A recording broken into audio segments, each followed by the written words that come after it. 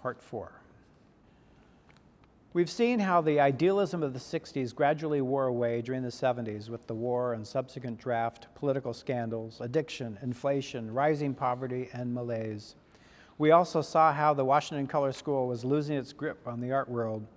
Washington's white male artists were catching up with women and African American artists in returning to subject matter and engagement with social political realities. Tom Green began his career as an abstract artist coming out of the University of Maryland in the 60s.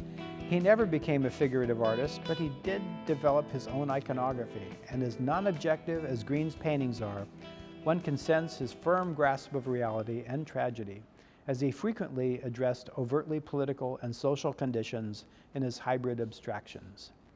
Beirut, seen here, brings the geographically remote human tragedy, the Siege of Beirut, then reported nightly on our television screens, into our consciousness today.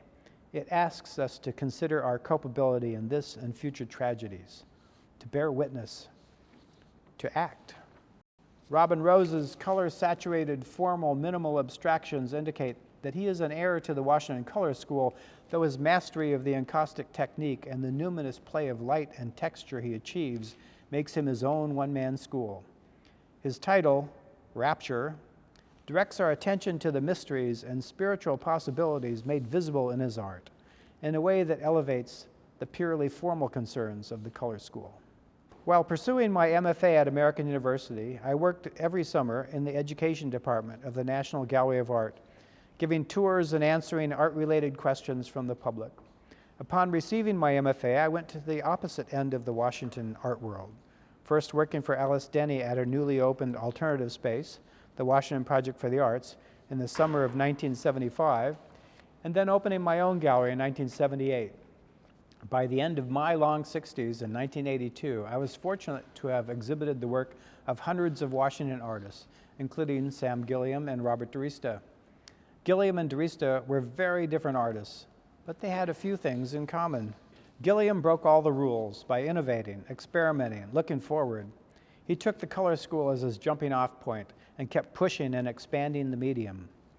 Muse 3 is one of 4 painting series he completed in 1982.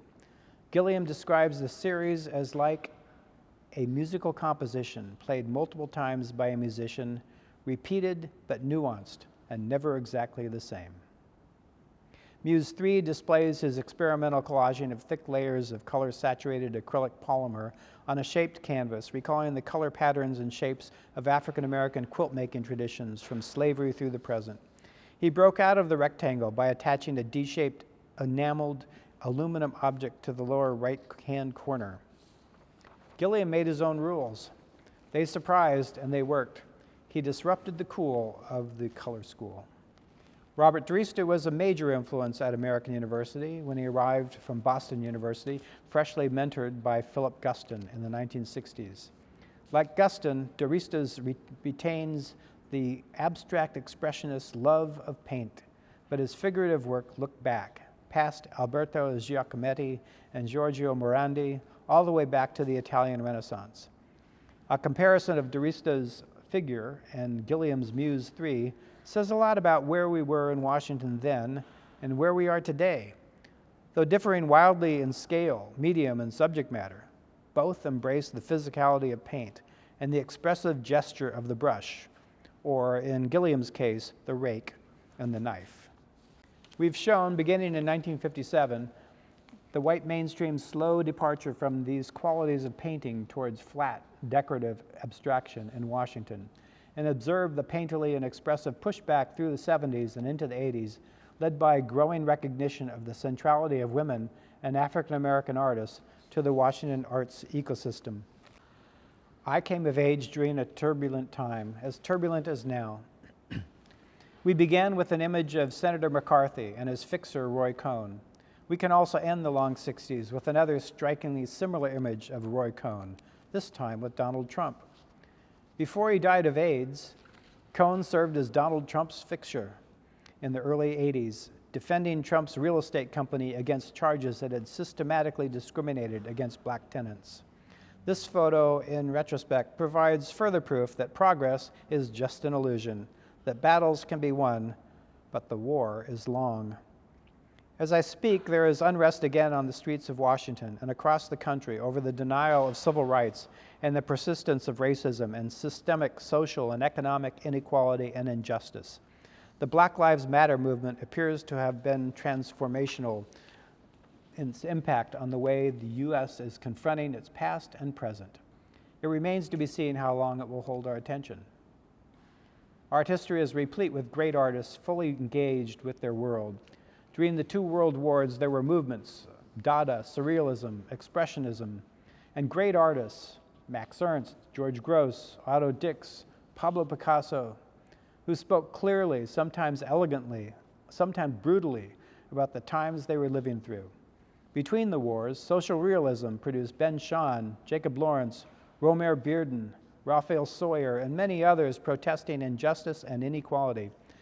But we know, even today, artists are systematically excluded from galleries and museums, and were thereby left out of the canon and out of our collections. Since World War II, there have been plenty more wars and much human suffering. Where were the artists who would stand up and make us confront uncomfortable, sometimes tragic truths about ourselves? Most art that was made during the Long Sixties addressing civil rights, women's rights, LGBTQ rights, environmental degradation, and the waste of war was excluded from commercial galleries and museums. What was made was often not painted at all, but installed rather than hung, displayed on monitors or projected on walls, or performed in public spaces.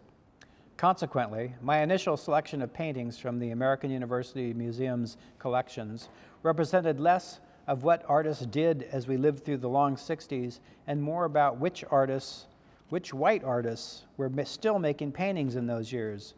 Whose work was given wall space in commercial galleries? Who was buying what art between 1957 and 1982? And what had American University and the Corcoran been purchasing or accepting as gifts in the ensuing years? After deciding to supplement work from our collections by borrowing and soliciting gifts, 25% of the artists in the Long Sixties are women, and 25% are African American. As women and African Americans both make up about 50% of Washington's population, the exhibition falls far short of offering a balanced view. What inclusivity there is resulted from reaching outside our collections to find loans or gifts that could disrupt the received white art historical narrative. There have been occasions when white mainstream artists felt they had the freedom and support to make art that reflected their time. Women and black artists had neither the freedom nor the support, and yet they persevered and made great contributions. The Works Progress Administration, WPC, operating during the Depression between the world wars, provided jobs for artists and enabled social realism to flourish. The opposite happened at the beginning of the Long Sixties.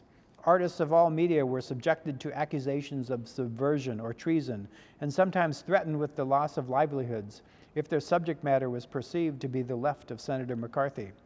This had a chilling effect on the social-political engagement of mainstream white artists that extended well into the 70s. The 60s were a very tumultuous time, but its social movements and struggles eventually allowed for some progress towards ending discrimination, securing rights, protecting the environment, and creating awareness of the constant warfare we are engaged in around the world. It took a generation to recover from the repressive climate of the 50s, but we are again living in dangerous times. Federal funding for the arts is threatened whenever difficult or controversial subjects are addressed. The culture wars persist. We need our arts institutions, our curators, donors, directors, and boards to be transformed by new efforts to balance and share power in the art world. And now, more than ever, we need all artists free to engage with today's problems, to reach an audience.